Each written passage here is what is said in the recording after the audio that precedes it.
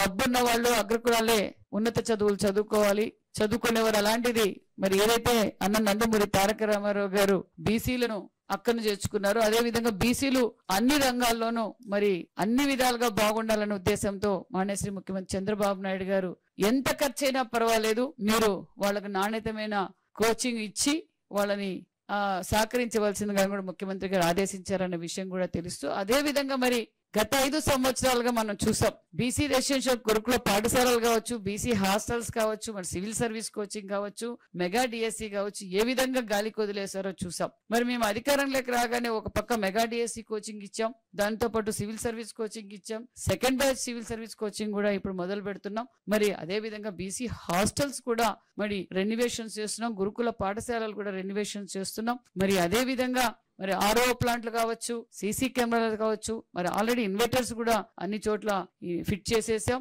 అంతే విధంగా మరి అదే విధంగా మరి సుమారుగా 141 కోట్ల రూపాయలతో ఆల్ హాస్టల్స్ గురుకుల పాఠశాలలు రెన్యువేషన్స్ కూడా చేస్తున్నామన్న విషయాన్ని మీకు తెలియజేస్తున్నాం. అంతేకాకుండా మరి 843 టాయిలెట్స్ కూడా ఎక్కడైతే తక్కువ ఉన్నాయో, ఎక్కడైతే అవసరం ఉన్నాయో 843 టాయిలెట్స్ కూడా మరి కన్స్ట్రక్షన్ జరుగుతుందన్న విషయం కూడా తెలియజేస్తున్నాం. అంతేకాకుండా మరి పిల్లలందరికీ నాణ్యతమైన విద్యతో పాటు నాణ్యతమైన భోజనం కూడా అందజేయాలని మరి ఈ రోజు అన్ని గురుకుల పాఠశాల, అన్ని వెల్ఫేర్ హాస్టల్స్ లోను మిడ్ డే మీల్స్ లో కావచ్చు సన్న బియ్యం కూడా అందజేస్తున్నాం అన్న విషయాన్ని కూడా తెలియజేస్తూ అభివృద్ధి ధ్యేయంగా పనిచేస్తున్నాం.